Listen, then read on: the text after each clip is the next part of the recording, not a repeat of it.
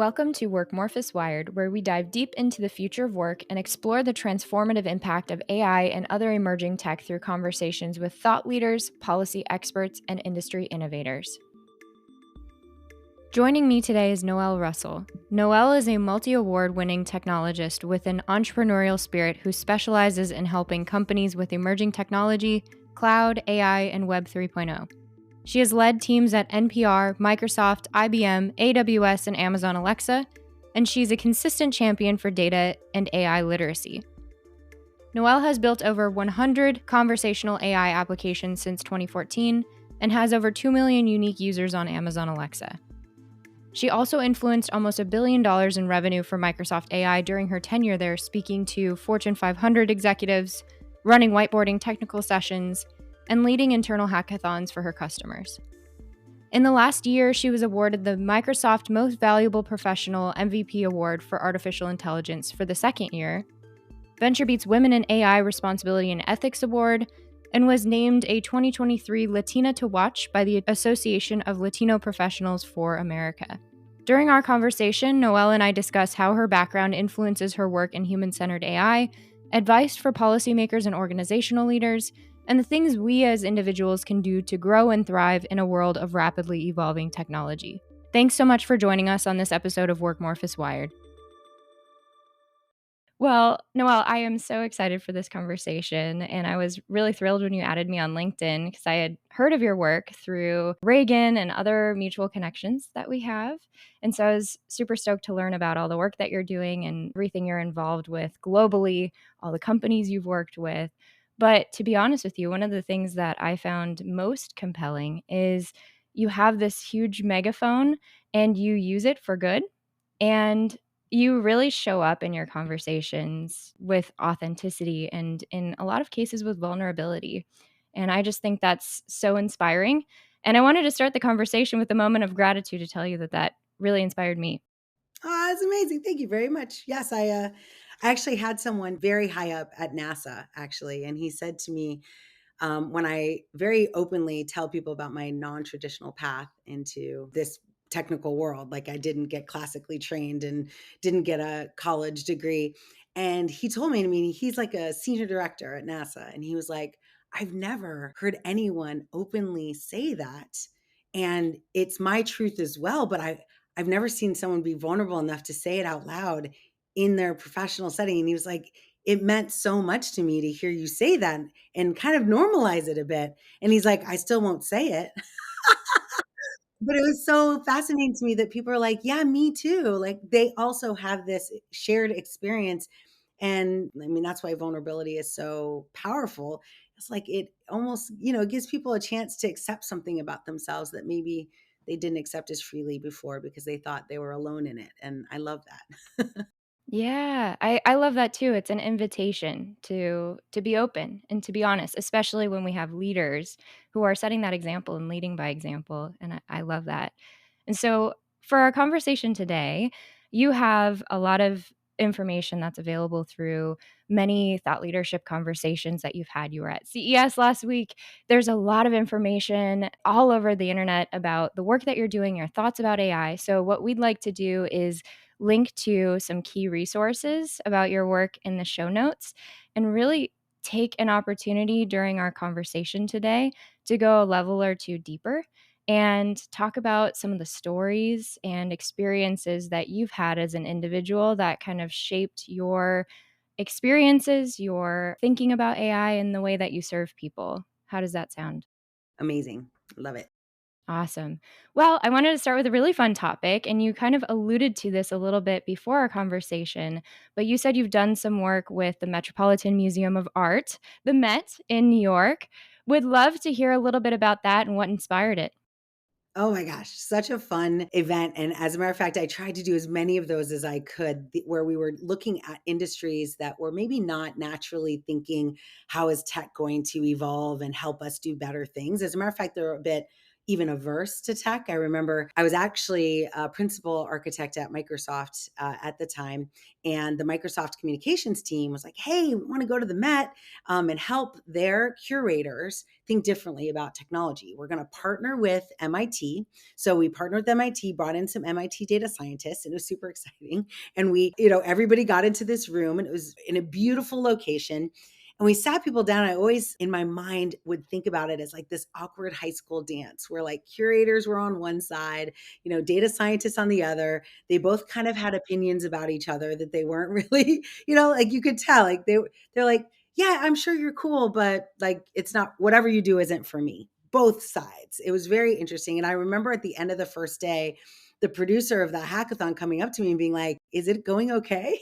What we found though was that one of the things, and I use this to this day, is that the most powerful part of that 2 days that we spent together was in that first interaction. And that first interaction was technology, meaning the data scientists going to those who were experts in the field, doing their work every day, and asking just a very simple question. What hurts you every day? What do you wake up and what frustrates you? What do you wish you did less of? What steals your time away from doing the things that you are uniquely expert or passionate about doing?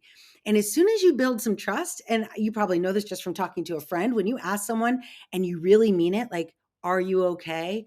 Is everything okay? And you watch that like veil kind of drop a little bit, people then go, whoa, and they just start sharing all sorts of stuff that frustrated them about the way tagging was done and the way curation is done and their limited ability to tag 10,000 years of artwork and that there's only 27 of them, right? Like how frustrated they were that they couldn't do more and be more. And so it was really exciting. It was, of course, recorded. So I had to kind of pick winners as we went, which was also really fun.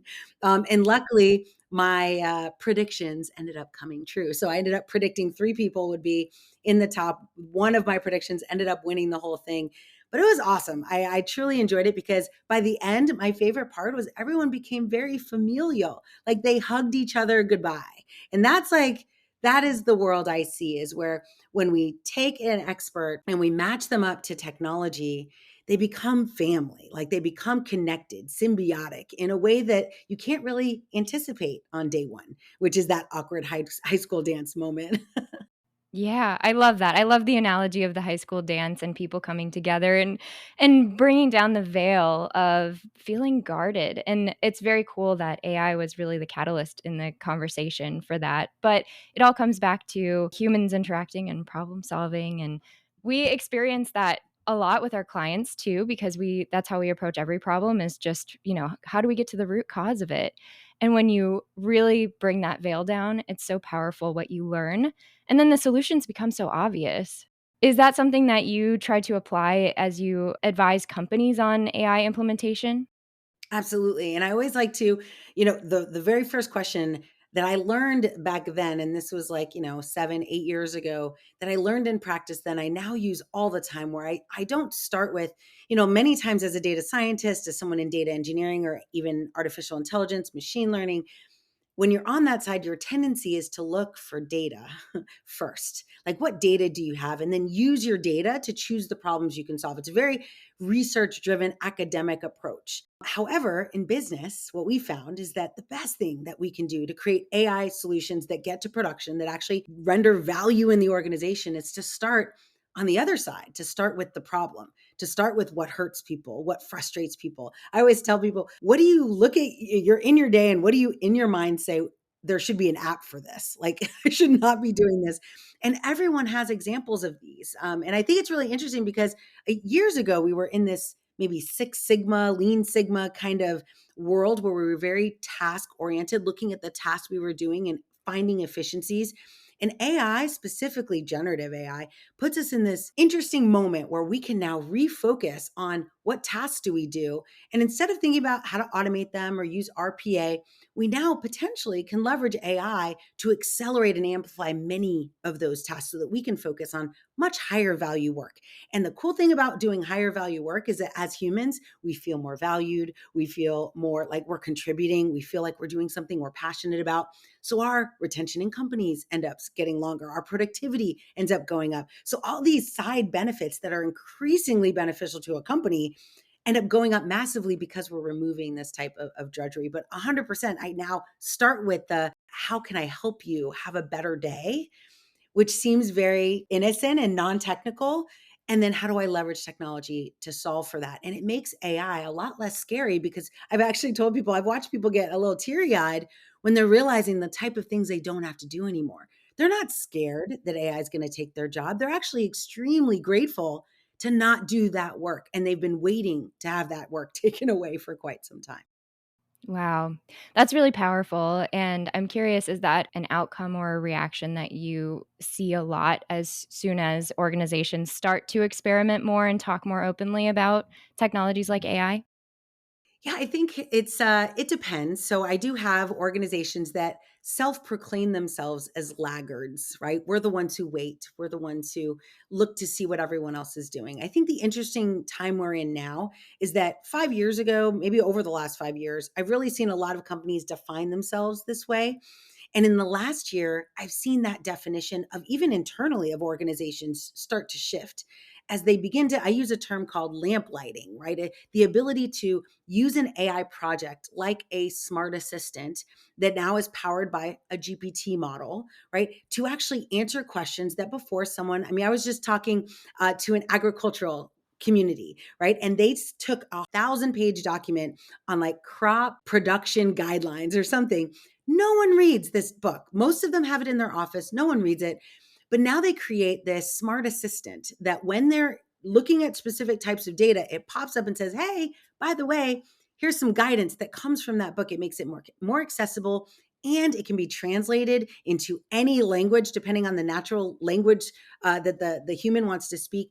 It makes things that used to be hard, or at least there was friction to accessing, much more accessible. And that little project doesn't require you to have all your data ducks in a row. You don't have to have your entire data strategy outlined. You just have to know there's a 1,000-page document that's hard for people to read, and you could just start with that. And guess what?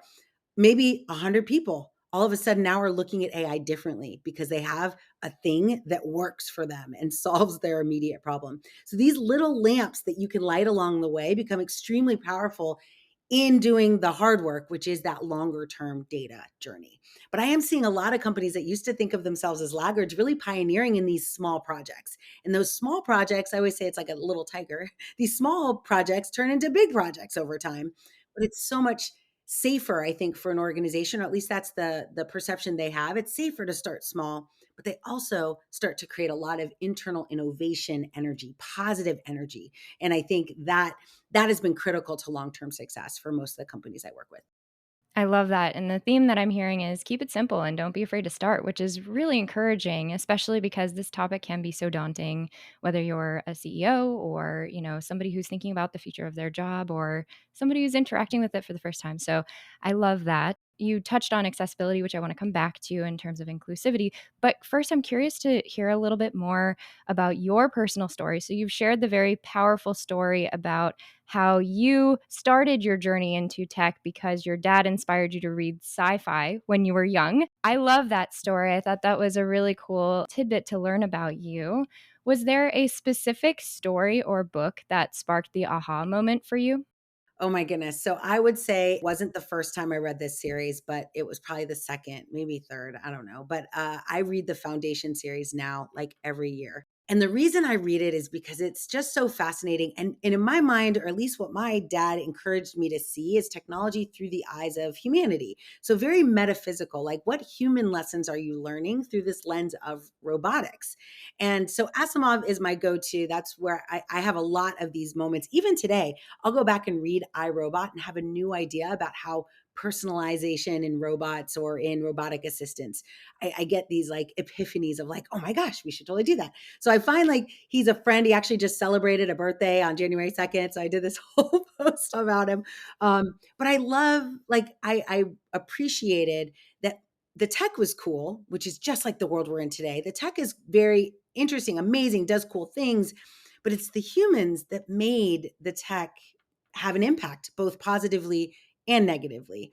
And those humans are the ones, like, that's the control I have. Like, I don't have a whole lot of control over how Microsoft decides to build its models or Google decides to go to market with its generative tooling. but I do have an impact on the leadership, right, that chooses to buy those technologies and implement them. And I certainly have an impact on some of the data scientists that are in these teams deciding on what data to use and what not to use. So yeah, I would say the Foundation series is, and I'm reading it again now. My dad, as you probably know through some of my stories I've told, he suffered a traumatic brain injury a long time ago, 10 years ago now. But in that brain injury, when he reads a book, like he remembers it, of course, as he's reading, but by the end of it, he doesn't remember that he's read it. So every year, maybe every 9 months, he'll be like, oh my gosh, have you heard of this series? It's called the Foundation series. I'm like, I have, Dad. And he's like, I've never read it before. We should read it together. And so I get to read it, and I get to read it through his eyes of like this, oh my gosh, did you hear this part? And it's sad a little bit, but it's also incredibly enriching to have that experience and be able to enjoy it with him, knowing that he was the one who introduced it to me like 30 years ago. Wow, that is so powerful, and I love that story, and kind of the journey along the way is really cool to hear. Thank you for sharing that. So, as you talk a little bit about your experience and how this shaped and inspired you, how do you think we can inspire more young people to have those aha moments today? Yeah, I think similarly that like I have 6 children, 3 of them are under the age of 10, and every day they are interacting with technology every day. And one of the things that I do is I try to create increasing opportunities for them to interact with technology, but technology that they can control. So I always say to all of my children, but specifically my young ones, produce before you consume. So don't sit there and like scroll on TikTok. Like think about what could you offer? Like what could you teach? What could you talk about? What commentary could you provide? What joke could you tell? And then once you've, contributed content to the world, contributed a perspective to the world, then go see what other perspectives are. And when you create this cycle, it changes the way you think as opposed to being just a consumer, just a person, reading eyeballs people are paying for. You now see the world very differently. And my kids, of course, now they're all like, well, now that they're producing content, not that anyone's seeing it, like it's just for us, for our family. They don't have YouTube channels or anything like that. But now, of course, my oldest young one is turning 10 this year, and he's like, well, I mean, could I become a YouTuber? And I was like, well, that's not what I meant. I was wanting the cognitive balance that comes with thinking about producing something in the world as opposed to just creating. But that philosophy alone has really changed their perception on screen time, right? Because they're not actually now they don't when I watch them watch content, like they're not watching it to be entertained. They're kind of looking for content ideas, which I think is so fascinating when you shift someone's perspective. So I think creating opportunities. Another thing that we do in our house is, of course, every time a new robot comes on the scene, we're like, welcome to the family. So the one we just bought for Christmas was Miko, Miko. And there's a little tiny robot I got for each of the kids, and it rolls. So it rolls around with them, plays games, tells them, sings songs, music, all sorts of cool stuff. But I tell them like your job, and it's based on GPT-4, which is awesome. So I tell them your job is to train this model, and train it. And then we bought another one, Moxie, and it's an emotional intelligence robot. And I love it because when you talk to it, it's asking you things like, how do you feel today? And it'll say, oh, I know what it's like to be excited. Here's my excited face. And it has this visual of this robot being excited. And it's like, show me your excited face. And it has a camera that looks at your face. And it creates this dynamic that sometimes is hard, especially for some of us that work a lot, that work, both of us have full-time jobs, my husband and I. It gives them an opportunity to have conversations that I think are really important, that drive them to think differently, examine how they're feeling about things, learn how to communicate.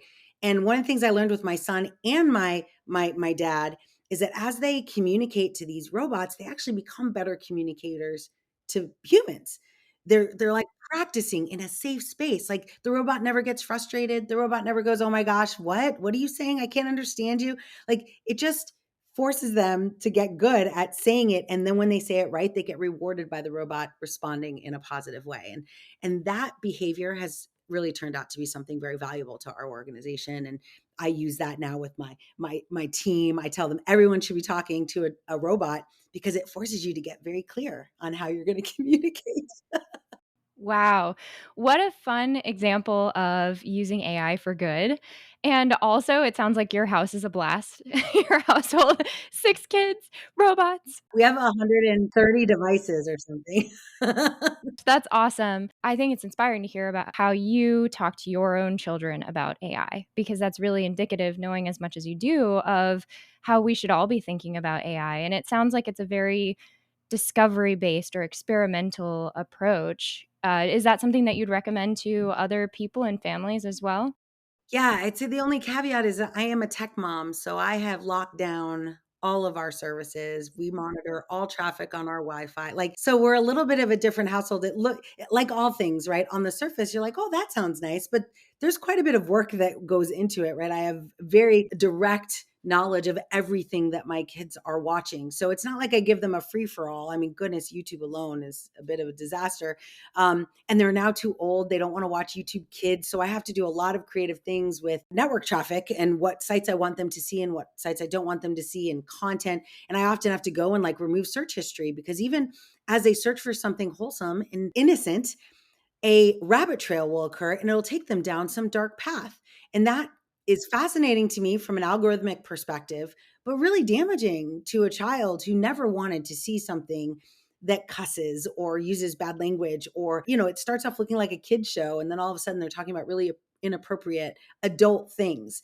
And so I've carefully curated that space that I do encourage parents to do. I know one more thing, but in this world, I really think it's important to know what your kids are consuming, because what they consume, I always say, it's like what's in your brain becomes what you say becomes what you do. And so owning that congruence for your kids is incredibly important. Yeah. Wow, that's powerful, and the balance of curiosity with understanding risk seems like a probably a constant learning curve, but really inspiring to hear how you're approaching that. Yeah, they seem okay. I don't think I've broken them. I love that. That's awesome. I want to shift gears a little bit and think about policy for a moment. So, you are an incredible advocate for people in STEM, and especially women and minorities and people who are neurodiverse in STEM. And so, I want for us to imagine that you're in a room filled with policymakers, people who are making laws, and they ask you, Noelle, what can we be doing better to prepare the next generation for what's to come? What would you tell them? And I've actually been in a few of these rooms. I was most recently in Chicago talking to the Chicago city, and it was an urban cities conversation. But how do we create, better cities and better environments? And one of the things I'm starting to see, which is really good, we've been talking about this for a long time, a decade at least, in organizations and in public service, in state, city, federal policymakers. One thing that I'm starting to see now show up is, for example, if you look at the executive order that came out of the Biden Harris administration, it's really strong in the sense that it provides very clear guidelines on how to build safe and responsible approaches to innovation. And one of the first things it says, which I always have said as well, and of course I've provided my feedback in many policy decision making roundtables, every time you start an innovative project, the first thing you need to do is get all the leaders need to be on the same page. And everyone needs to be educated and literate, not just about the happy path of how all this is going to make the world better, which it will, but also you need someone in the room. We call it design justice. Someone has to hold up their hand and say, but what happens when this doesn't go well? Who gets hurt? How do they get hurt? And you have to ask that before you've even built the thing. And it's a very hard question to answer, but just by asking it, maybe a little of the Heisenberg principle, like just by asking it, the path of the development of that project changes. And as you keep those questions top of mind, you build different technology. You end up building solutions that are now thinking, wait, if I do it this way, do we know how this will impact people who are Native American? Do we know how this is going to impact people who don't speak English very well? Do we know how this is going to impact people who don't speak at all? Right? Like, we're in this world of like, use your voice and conversational assistance. Of course, thank goodness everyone in my household can speak, but many households do not have that, right? There's many like disabilities. You were saying, we'll come back to accessibility, but accessibility alone becomes an easy opportunity for companies to move into the area of AI.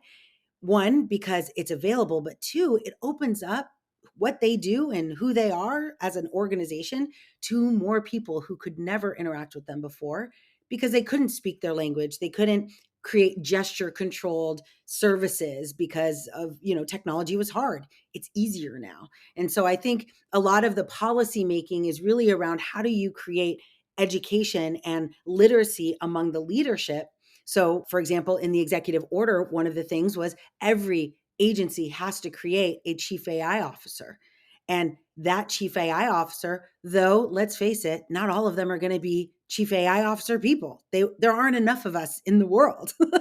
So, because of that, they're going to have to be people who are willing to hold the space, right? Kind of be the mayor of the AI initiatives, and then it's their responsibility to go out and create a what I call a digital core or an inclusive group, a steering committee, for lack of a better term, of people that represent all the different perspectives that are needed to build good technology. And again, that's not just technologists and legal policymakers, but it's also people who are going to use the technology, people who are going to buy the technology, people who are going to sell it. Like the entire ecosystem has to get into a room. And that's a bit foreign to most, not just government agencies, but really most companies. When I do this with companies, they're like, wow, the 14 of us have never sat in a room together ever. And I think that's the good news though, right? Like AI drives us. I think it's ironic, right? AI, people are worried about it separating us and distancing us from humans, but actually to build good AI, it forces us to come together in really new and interesting ways. Wow.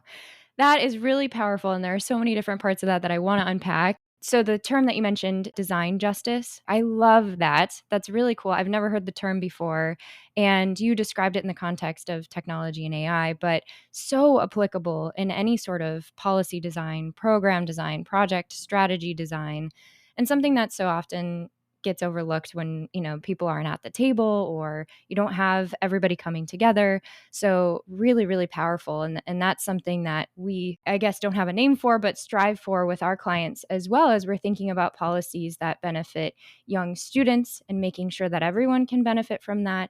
We do work for people who have a record and making sure that they have access to services, but that design justice concept is something that really resonates and I will personally take forward, and I hope that our listeners do as well. Yeah, it's really interesting. Actually, right now I'm in the middle of a project creating something called Justice GPT. And design justice is useful because it does the word design forces you to do it before you build it.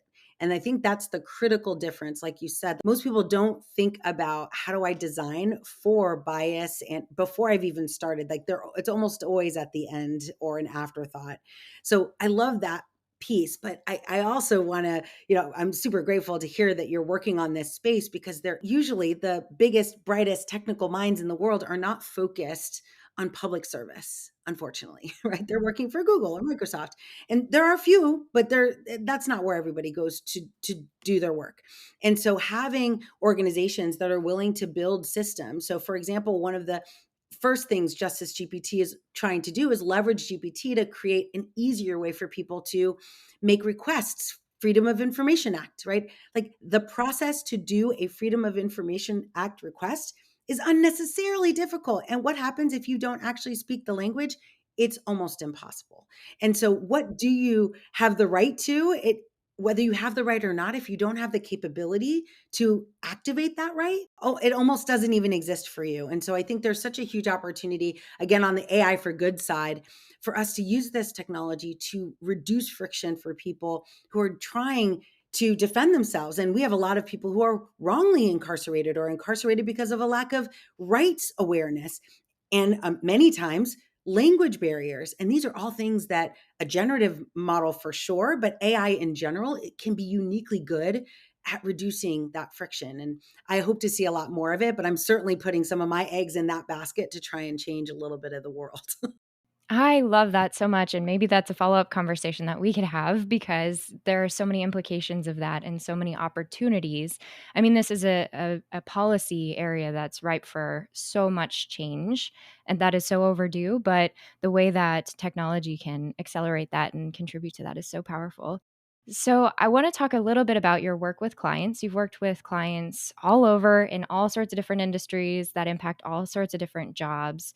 What are the top 3 questions that clients have asked you that may help our listeners decide where to focus and make their own investments?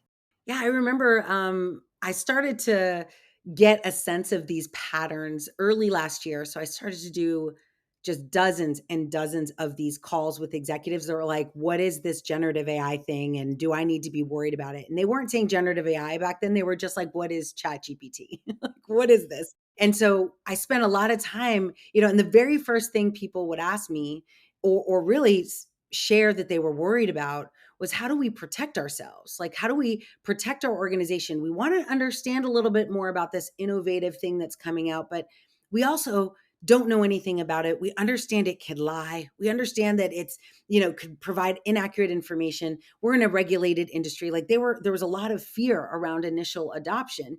And so that first question was, how do we safely and responsibly build this technology? And I spend a lot of time now. I feel like that's an early part of the hype cycle. When you're just getting involved, the first thing you need to do is make sure you've got an innovation playground that's safe for you to use, that allows you to unlock this really exciting time within your organization without worrying about, wait a second, will I accidentally train the world on my trade secrets? Will I accidentally reveal, informations on patents that we haven't actually, gotten yet? And there are ways to do that. So I think one of the biggest misnomers that companies have is that they think that whenever you use a chat GPT or a generative model, that it's always hitting the internet, that it's always externally facing. And the first thing I tell people is like, well, yeah, that's true if you're playing around with it. And if you're using a consumer tool, like it's like going and using Gmail, right? Like you can go do that, but there are enterprise versions of these technologies. And many companies have them at many different levels, but Microsoft, of course, I'm a Microsoft MVP. So I've used Microsoft the most and they have a huge effort around responsible use. So I care deeply about the work that they're doing there. But the first thing I did was tell my clients, hey, let's build you a safe environment, a sandbox inside of Microsoft so that you're protected and you are as protected as any cloud workload is. If you've got an app running inside Azure that you built a whole bunch of security for, guess what? Now, when you build this OpenAI solution, it's secured the same way. And most people didn't know that. They thought it was this separate external thing. It really just becomes another application in your ecosystem. And I think that awareness really creates some protection. The second question, of course, ends up being, okay, now that I'm ready, now that I'm safe and responsible and I've got a playground, where should I start? And that where should I start? I always like to give people a bit of a rubric, and I go through this in like some of the workshops that I do, but it's pretty easy. The first thing is, what are your core values? I say it's easy, but I've asked this question and some companies are still kind of working out what their core values are. They may have said what they are and put them on a web page, but it really shows up in the work you do and how you do your work, right? So understanding your core values and only doing use cases that align directly with that. Maybe your core values are increasing customer satisfaction, which means you have to sell better things in a better way and service them better. Or maybe it's, serving the world, or maybe it's justice driven, right? Whatever your core values are, take on projects. And the reason for that is I found very interesting from a data point perspective, is that companies that chose to move in the direction of projects that pursued their core values, it's sometimes a long road to get to a right answer with AI. Like, you have to train it, right? It's like a child. Sometimes they learn right away. Sometimes you have to tell it 1,000 times. And as you're going down this path, one of the things I realized was many companies will get tired along the way. Data and AI is a long process. And so you can get tired, but if you're moving in the direction of a vision you have for your company that you care about, a core value, you're willing to stick it out. You're willing to have tolerance through the, kind of the nonsense that happens as you're building a project like this.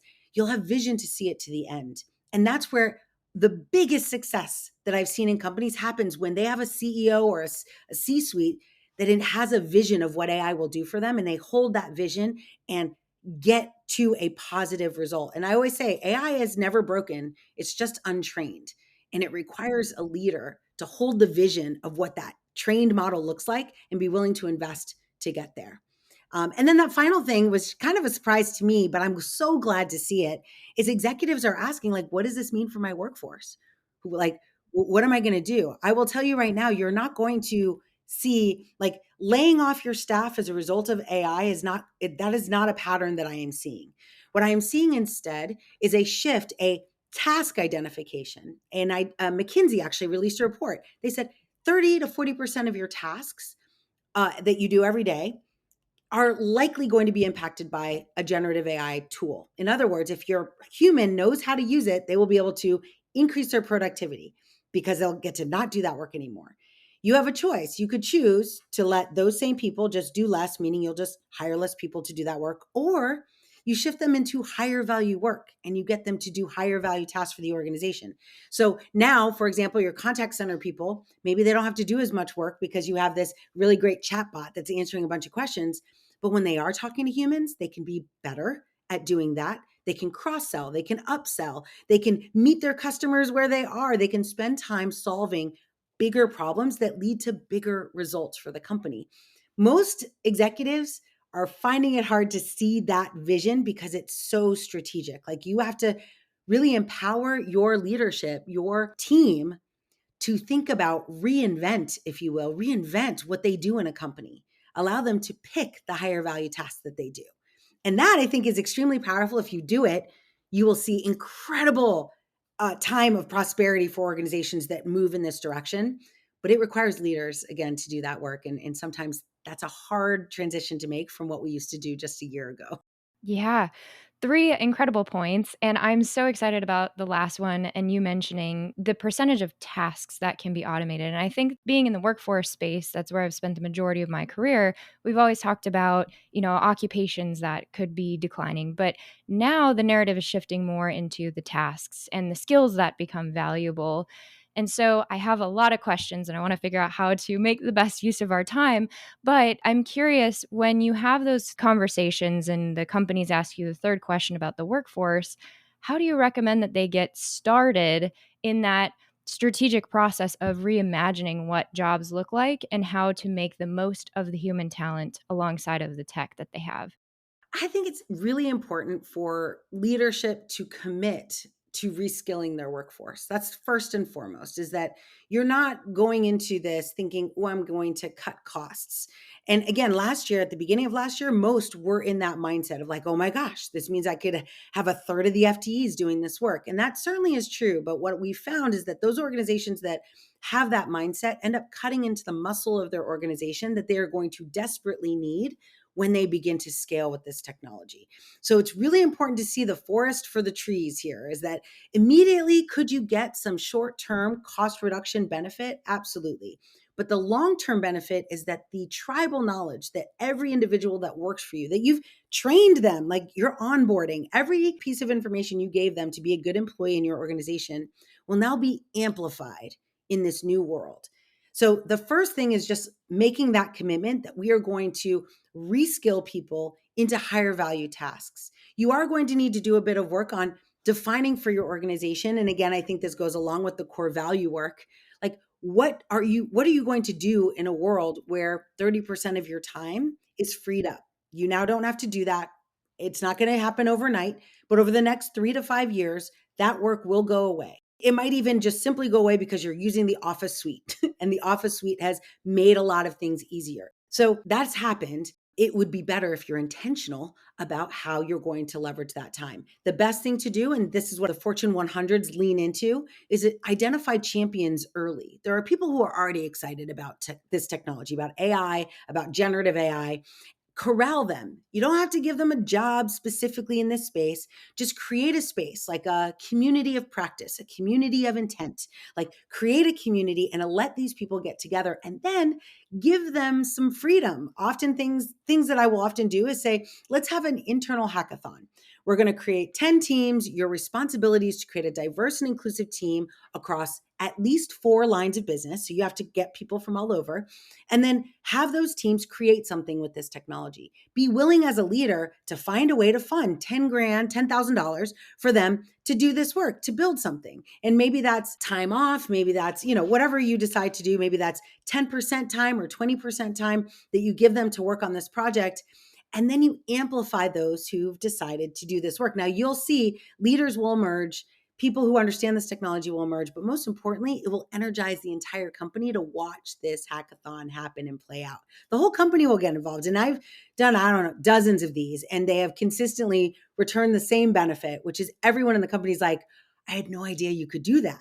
Like people who are 25 years in seat in a agricultural business are like, wait a second. I could say to a model this, and it'll automatically provide me an answer that I right now write from scratch every time. And I do it 3 to 4 times a day. The light starts to go off. So I think it's really important for organizations, of course, to make the commitment, but then to create opportunity within the organization. And it doesn't have to be create new roles. You will end up there, but it doesn't start with creating new roles. Create new opportunities for people to connect and innovate in that safe innovation hub that you've just created, right? In that first step. So I think that is the first step.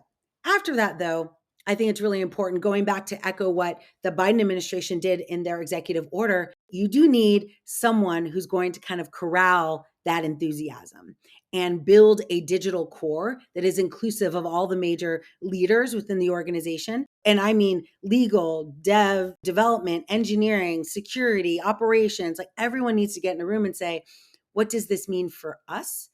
And what use cases do we want to light up first? And I usually see them go core values. The next thing they look for is risk. What's risky for us?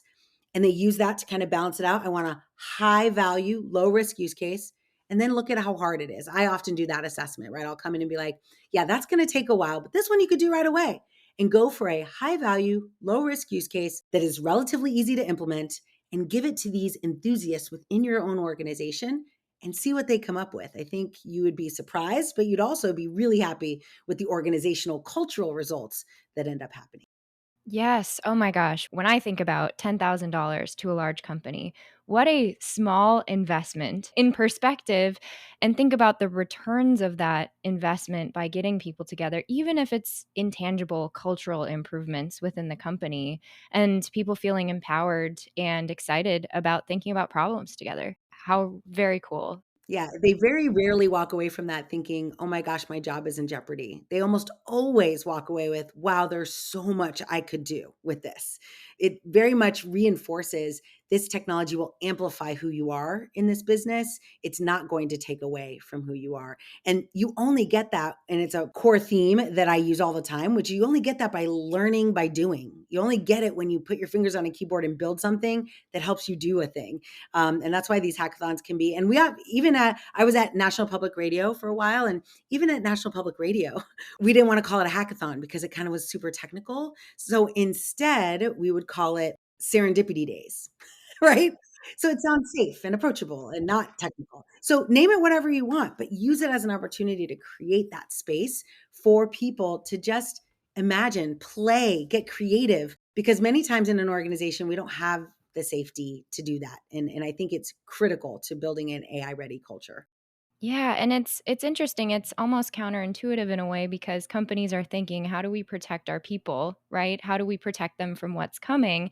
But the idea isn't protecting, it's innovating, it's thinking, it's engaging and immersing each other in the company in these technologies, which is really cool and different. So, you have an upskilling guide. And for our listeners, you can find it at upskilling.ai. I was really excited to see this as a workforce nerd. I have been involved in a few upskilling initiatives. I recognize the importance of it. I think a lot of our listeners do as well. And I actually started doing the first week of the Coursera course over the weekend and have learned a lot already. So, really grateful that the resource exists. Can you tell us a little bit about your inspiration? Like, what motivated you to focus on upskilling?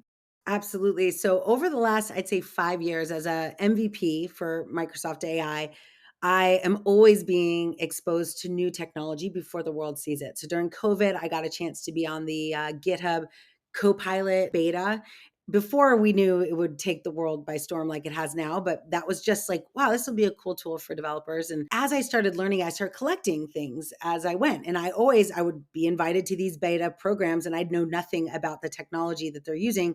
So I'd have to go learn it. And I would accumulate all these classes that I would take along the way.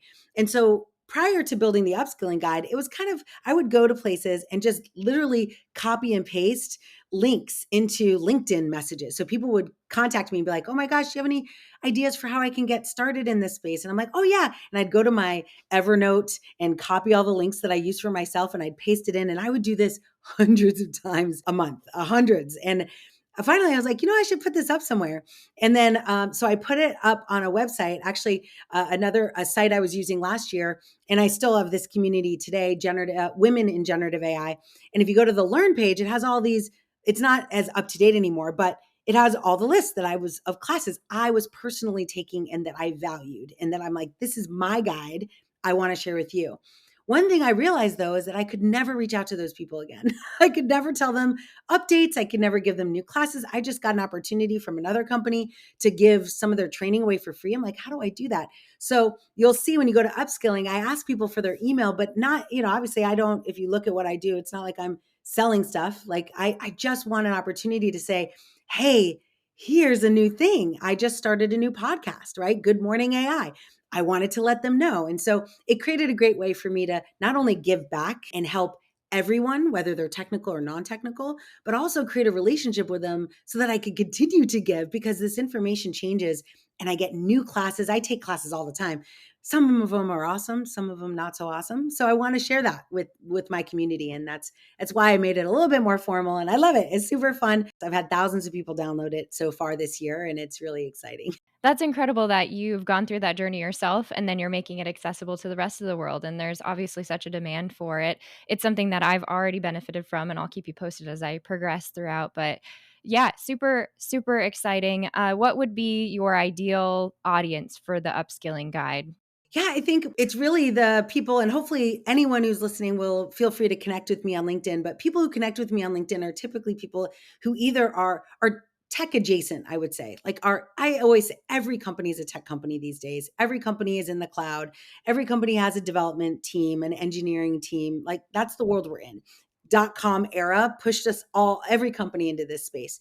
And so really any employee, right? That is anyone who's working. However, uniquely, it is specifically for those people who see opportunity in the world of AI and don't know exactly how to get there, right? Don't exactly know, like, can I even make that jump?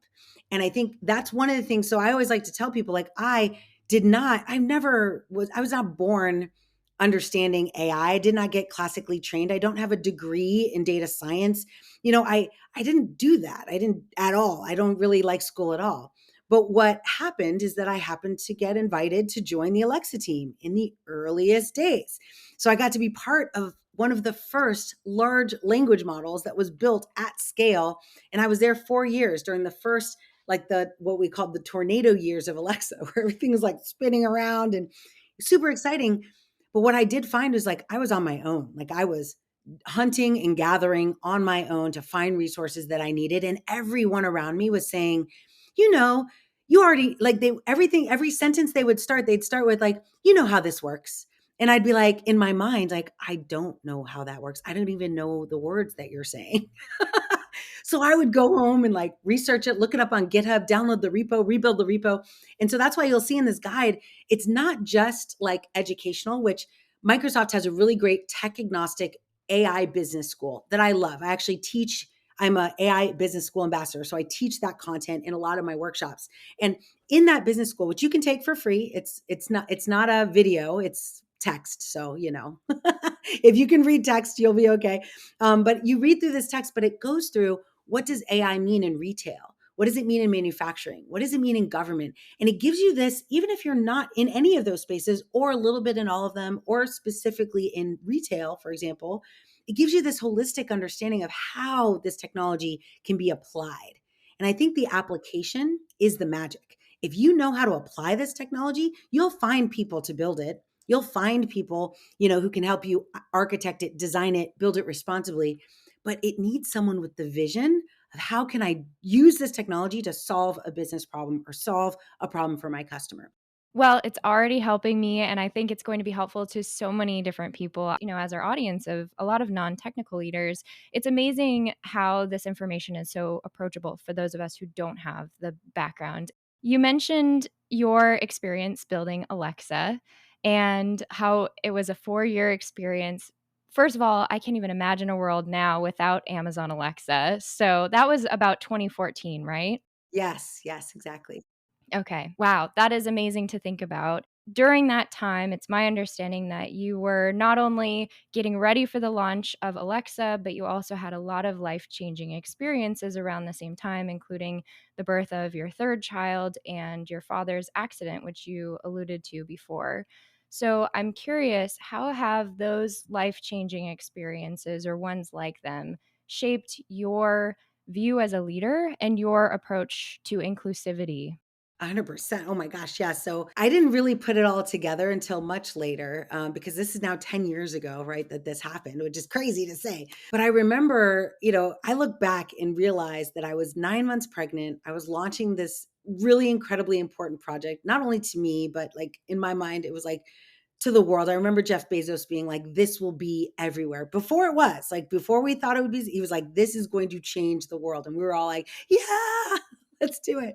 But I'm like 9 months pregnant, right? I remember I actually started earlier that year and was part of the team that was starting to build it before it launched. So it launched in November and my son was born November 1st. It launched like November 6th. And that week, so I had a baby and I had another baby. And then 2 weeks later, 3 weeks later, my dad gets in this accident. So now, I'm like, it was just a really terrible time. I mean, I had a 3-week-old in the intensive care unit with my dad trying to figure out like whether to amputate his legs or keep his legs. We kept him, by the way, and he uses them every day. So I'm glad we did that. But like what kind of world do I live in where I'm having to make those types of decisions at the same time as I'm trying to build this product that I feel like is so closely aligned to what I want my son who has Down syndrome to benefit from. And now I've got a new baby that I'm trying to bring into the world and I'm breastfeeding and like, holy mama, like it was a lot.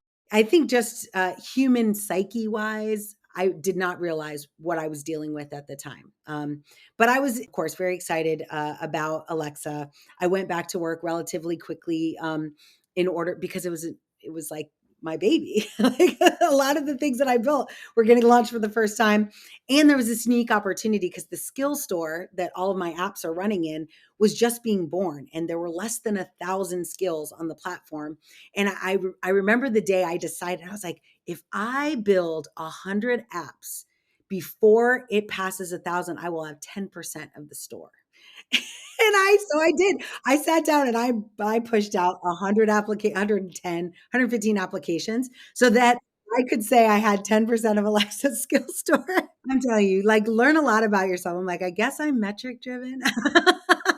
But yeah, it was a whirlwind. What it taught me though was that you never know what's going on with people.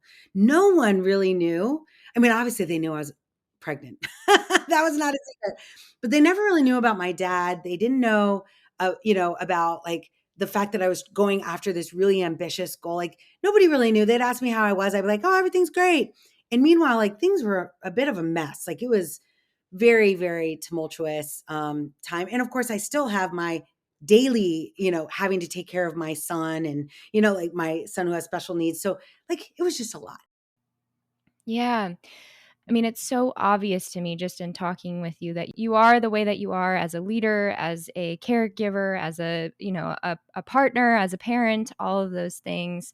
And it all comes down to what you shared, which is that transparency and that authenticity. And that is just so powerful. So, thank you so much for all of the insights that you have shared today. I know we've gone over on time, so I want to be respectful of the remainder of your time. But is there anything that we haven't talked about today that you want to hit on for our listeners? Yes. I mean, the most exciting thing is that coming up, we're doing, it's the time of the year that we see hearts everywhere. And I wear a shirt that says I Heart AI.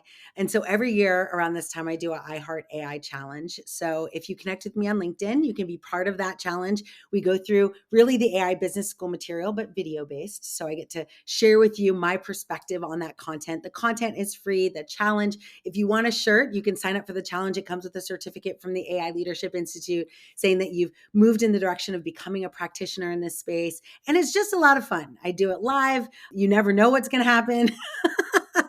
But it's that time of year. I always like starting the new year with an intention. And my intention always is pretty much the same, which is, how do I do more and be more? And by kind of accident, I end up having more. But I don't really focus on like, oh, I want a new car or I want a new house. But I do focus on who do I want to be this year? And who I want to be is I want to be someone where people are like, oh my gosh, Noelle taught me this, blah, blah, blah. Or no, Noelle was the one who introduced me to this opportunity. I had a woman the other day tell me that she got a job at Microsoft because she heard me when she was 17 in high school, like years ago. She heard me speak and she was like, oh my gosh, I think I could do that. And she now 7 years later is working early in her career at Microsoft. And she saw me in person, was like, oh my gosh, you don't know this. I'm literally like, crying. But like, that's who I want to be. I want to be someone who people trust to find out new information from. And the iHeart AI Challenge is to help everyone love AI just a little bit more. So I definitely invite any one of you to join me in that challenge, and super grateful for having me on your podcast. It's been amazing.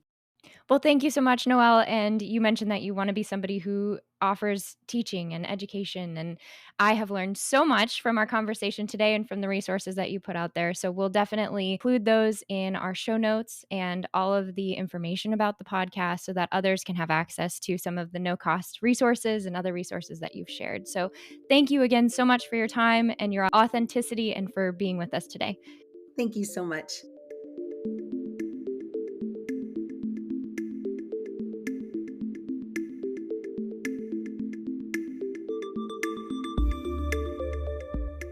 Thanks so much for joining us for this episode of Workmorphous Wired. If you enjoyed the conversation, please let us know by leaving a rating and review. To make sure you don't miss any future episodes, be sure to subscribe. Finally, if you found value in today's discussion, we hope you'll pass the podcast along to a friend or colleague. As always, thanks for tuning out the noise and tuning in to Workmorphous Wired.